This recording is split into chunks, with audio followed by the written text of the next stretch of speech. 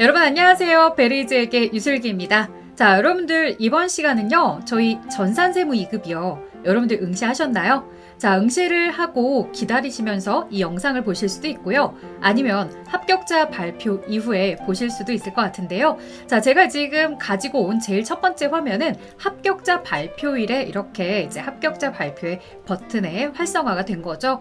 자, 합격을 하고 싶은데 어떻게 되나 한번 볼까요? 자, 여러분들 축하드립니다. 합격하셨어요. 자, 그러면 전산회계 1급도 합격을 했고 전산세무 2급까지 내가 노력을 열심히 해서 합격을 했습니다.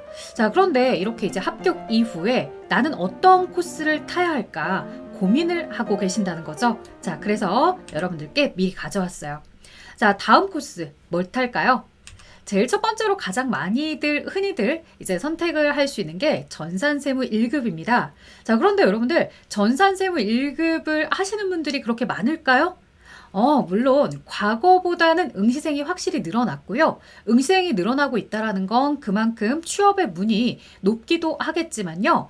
또 어느 정도 학습만 하면 충분히 합격할 수 있을 만큼의 이 합격률이 나오고 있습니다.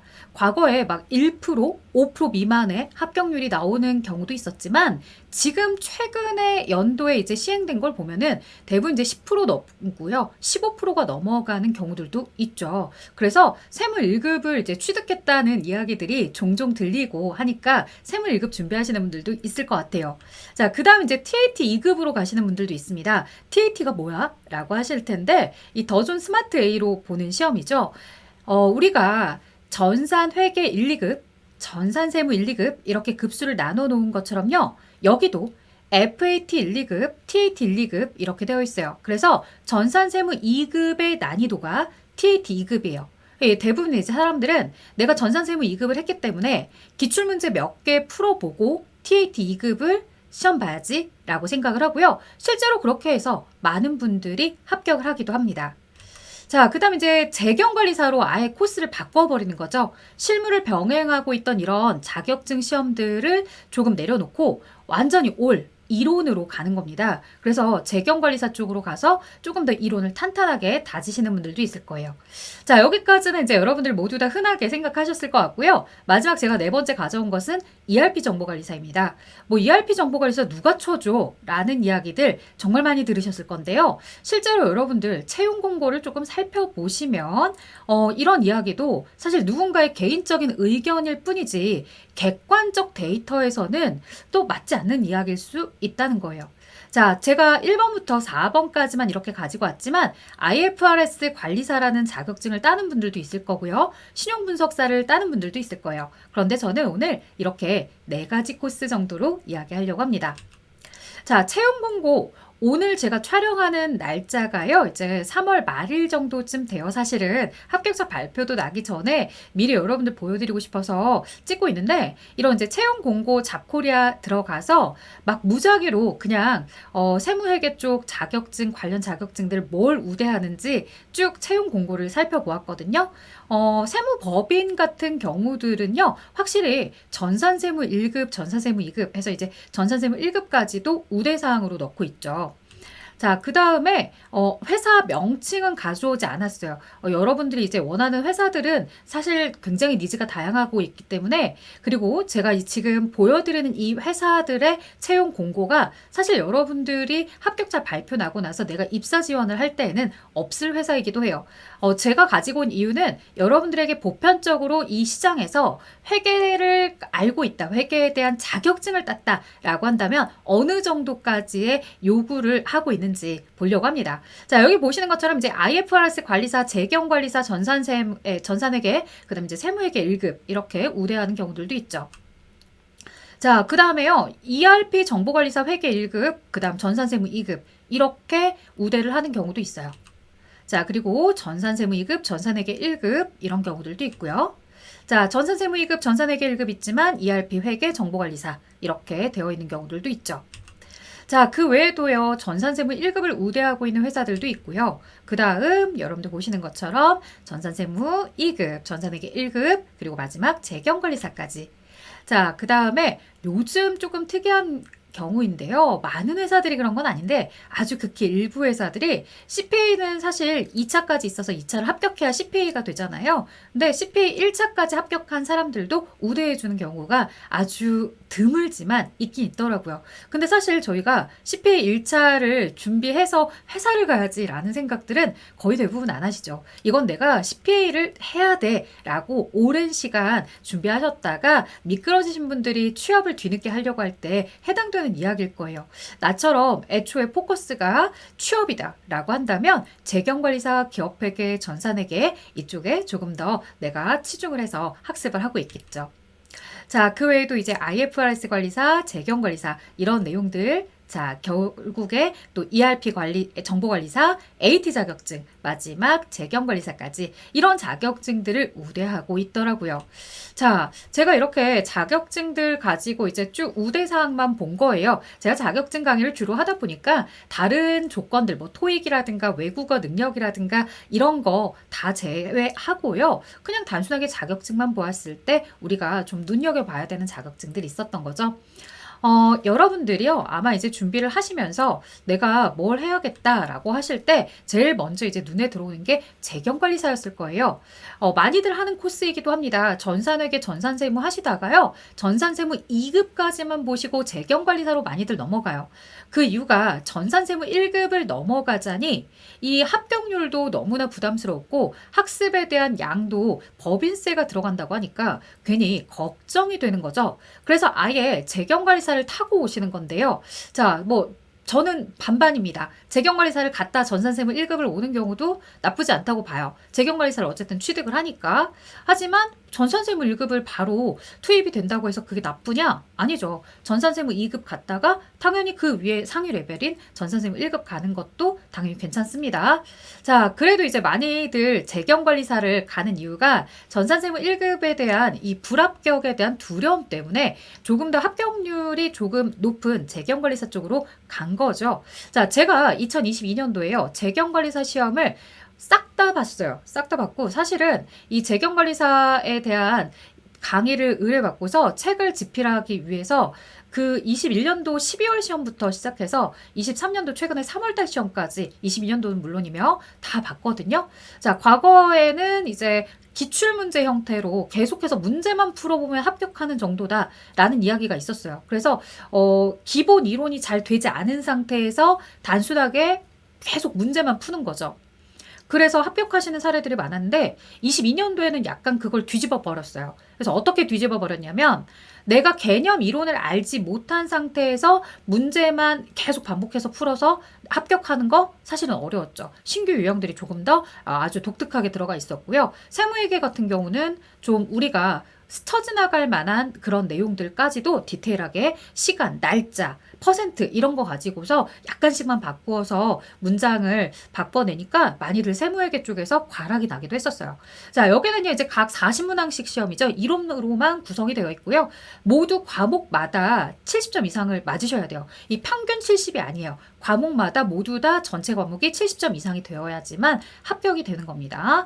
또 하나 특징이 다른 자격증들은 모두 다 일반 기업회계 기준인데요. 이 재경관리사 재무회계만큼은 국제회계 기준으로 가고 있어서 좀 회계 기준에 있어서 살짝 다른 점이 있죠.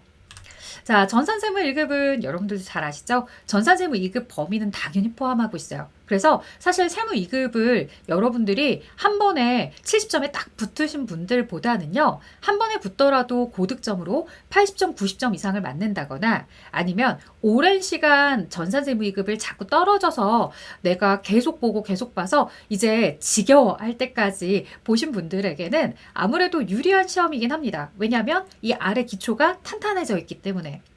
그 외에 이제 법인세법에 대한 법인세법 이론과 법인 조정이 추가가 되죠. 법인 조정 실무 쪽이 30점 배점이 추가가 되고 있고요. 법인세법 이론에서 두 문항 정도 법인세법에 대한 내용이 나오고 있기 때문에 4점이 추가가 되죠. 그래서 추가되는 범위만으로 하면 점수가 이제 34점의 배점을 차지하고 있다라는 특징이 있어요. 결국에는 전산세무 1급을 취득하고 싶으면 내가 법인세법 이론과 법인 조정을 몰라서는 합격하기는 어려운 거죠.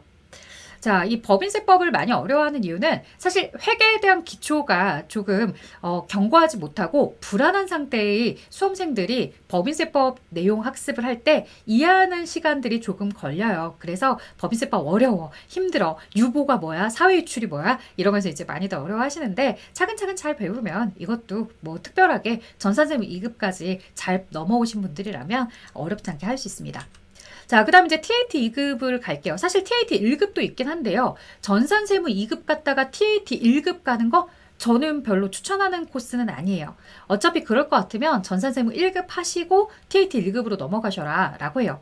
애초에 아니면 TAT 2급부터 밟으시라고 하죠. 전산세무 2급 밟았기 때문에 TAT 2급 하실 수 있을 거고요. 제가 이 TAT 2급은 어느 정도 준비 시간이 걸리나요? 라고 했을 때 앞선 재경관리사나 전산세무 1급은요. 여러분들이 보통 세무 2급을 취득했다 하더라도 내가 완전하게 여기 몰입을 한다고 했을 때 재경관리사 기본 2달, 그 다음 전산세무 1급도 기본 2달은 투자를 하셔야 돼요. 최소 투자 시간을 말씀드린 거예요. 근데 TAT 2급은 내가 전산세무 2급을 합격했을 정도야 라고 한다면 대략 2주에서 3주 정도 투자하시면 금방 여러분들이 합격하실 수 있어요. 그래서 짧은 시간 안에 많은 스킬들을 좀 쌓아야겠다라고 생각하시면 TAT 2급으로 가시는 것 같아요. 자, 마지막 이제 ERP 정보관리사인데요. 회계, 인사, 생산, 물류 4개의 모듈로 되어 있죠. 자, 그 중에 많은 분들이 이제 회계를 많이 취득을 하시려고 하죠. 왜? 내가 특별하게 더 많은 내용을 공부하지 않아도 이미 앞선 이론 베이스와 프로그램을 다루는 능력들을 내가 조금만 회계에 대해서 문제를 풀면 충분히 합격할 수 있기 때문에 그렇습니다. 실제로 ERP 정보관리사 같은 경우는요. 어떤 특징을 가지고 있냐면 여기도 이론 보고 실기 보고 같은 날 다 보는데요. 이론을 볼 때 실무 프로그램을 다루지 못해요. 그러니까 이론 시험이 끝나고 5분 텀 주고 실무 시험을 보는 이런 내용으로 흐름이 가고 있고요. 앞에 이론은 이제 2급, 1급 이렇게 급수가 여기도 나눠져 있는데 1급이 더 높은 거예요. 1급 같은 경우에는 대략 한 32문항 정도가 나온다고 한다면 이 안에 주관식이 8문항 정도가 들어가 있고요. 주관식 배점이 4점으로 제일 높습니다. 그래서 주관식을 써야 된다라는 이런 부담감이 조금 있는데요. 보통은 이제 뭐 예를 들어서 여러분들 용어 있잖아요. 뭐 세무 조정 아니면 뭐 소득 처분 이런 사업 연도 이런 내용들에 대해서 우리에게 이제 주관식으로 써보세요라고 한다거나 계산형 문제로 금액이 얼마인지를 쓰는 내용들이 있을 겁니다. 그 다음 프로그램인데요. 프로그램도 역시나 이 시험도 더 좋은 프로그램이에요. 그래서 여러분들이 이 입사 지원을 할 때 더 좋은 프로그램 사용 가능자 우대 이렇게 되어 있다면 AT 즉 TAT 2급이라든가 ERP 정보관리사 이런 자격증들을 취득하셨다고 한다면 여러분들이 어필하시기가 조금 더 수월할 거고요. 그 중에서도 이제 더 좋은이라는 회사가 만든 것들도 여러 가지 버전이 있어요. 스마트 A 버전도 있고 아이큐브 버전도 있는 거죠. 회사마다 이제 스마트 A를 쓰고 있는 회사들도 있고 아이큐브 쓰고 있는 회사들도 있습니다. 그래서 ERP 정보관리사까지 취득을 하시면 내가 더 좋은의 아이큐브까지 다룰 수 있어 라고 이야기할 수 있죠. 보통 이제 회계 프로그램이고 하기 때문에 특별하게 다른 점 없어요. 뭐 차변 입력하고 싶으면 3번, 대변 입력하고 싶으면 4번 이런 내용들 다 똑같고요. 특히 이제 좀 ERP 정보관리사 같은 경우에는 여러분들이 차변, 대변 나누어서 분계가 조금 약하셨던 분들에게는 유리할 수 있습니다. 왜냐면 여긴 차변, 대변 분계하는 거 물론 나오죠. 근데 그런 쪽에 포커스를 맞췄다기보다는 장부를 조회해서 답변하는 문제들이 거의 대부분을 이루고 있어요. 그래서 등록을 해서 물론 조회하는 것들도 있겠지만 많은 문제들이 바로 어디 장부를 가서 조회해서 그 결과값을 사지선다형 보기 중에 하나씩 체크하는 것 때문에 그래서 여러분들이 조금만 더 신경을 쓰시면 충분히 합격할 수 있는 자격증이기도 합니다. 자, 이렇게 여러분들에게 이야기를 해드렸는데요. 사실 뭐 재경관리사 갔다가 전산세무 1급으로 넘어가시는 분들도 있을 거고 TAT만 하시는 분들도 있을 거고 아니면 이제 정말 생뚱맞게 내가 ERP 정보관리사도 한번 해봐야지 도전을 하시는 분들도 있을 거예요. 왜냐? 앞서 보셨던 것처럼 잡코리아나 이런 것들의 우대사항을 먼저 챙기셨던 분들은 ERP 정보관리사도 내가 우대사항에서 보았다는 걸 알기 때문에 시간 투입 대비 결과물을 위해서 이렇게 ERP를 하시는 분들도 있는 거죠. 자, 이런 내용들로 저는 이제 쭉 설명을 하면 누군가 그래요. 그런 흔한 말 말고 우리 강사님 생각하는 건 뭘 하면 좋겠어요? 이렇게 단도직입적으로 물어보시는 분들이 있는데요. 사실 저는 여기 있는 거 다 하면 좋겠어요. 네. 근데 사실 다 하기 전에 여러분들이 취업이 되실 가능성이 매우 높죠. 그런데 내가 원하는 회사가 나오지 않는 거예요. 분명히 내가 가진 자격 조건을 우대하는 회사들이 채용 공고가 쭉 올라와 있기는 한데 지원을 해봐도 딱히 연락도 탐탁지 않고 면접을 보러 갔는데 뭔가 나에게 조건이 맞지 않을 수도 있는 거죠. 그러면 막연히 내가 가지고 있는 전산세무 2급 한 장만 가지고서 계속해서 다음 기회를 하시기보다는 조금 더 그 시간들을 업그레이드 하시면서 이력서 계속 업데이트 하시면서 그때그때 나오는 회사들에게 나를 계속 맞춰보는 거예요. 그래서 처음에 뭐 재경관리사만 이렇게 취득을 하고서 내가 봐야지 라고 하셨다가 재경관리사 따고 나서 지원을 해봤는데 딱히 반응이 별로네.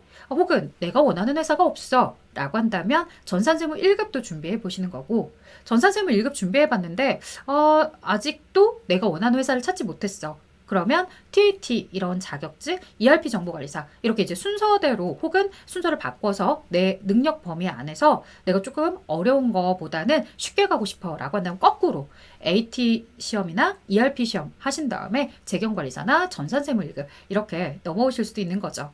그래서 결국에 내가 원하는 회사로 들어가기 위해서는 내가 어느 정도의 눈높이가 있다고 한다면 그 눈높이에 있는 회사들도 똑같이 나를 어느 정도까지는 눈높이를 맞춰서 오라고 할 겁니다. 그 눈높이에 맞추기 위해서 내가 지금의 자격증보다 조금 더 노력을 하고 더 노력해서 많이 갖추시면 여러분들이 분명히 좋은 결과가 있을 거라고 봅니다. 자, 여기까지요. 이제 전산세무 2급 끝나고 어떻게 할까요? 라고 하는 그 질문 한 줄에서 제가 여러분들께 설명을 드리고 싶었던 내용들을 쭉 가지고 왔습니다. 이 내용이 얼마나 도움이 될지는 모르겠지만요. 여러분들이 조금 답답하셨던 마음이 있었다고 한다면 이 영상을 통해서 네, 그래. 그래도 어느 정도 가닥은 잡았어. 혹은 저거 한번 관심 가져볼까? 라고 호기심 내지는 방향성을 찾는 데 도움이 되셨다면 저는 좋을 것 같습니다. 자, 저는 그러면 여기까지 설명하고요. 다음 시간에는 다른 영상으로 또 오도록 할게요. 안녕!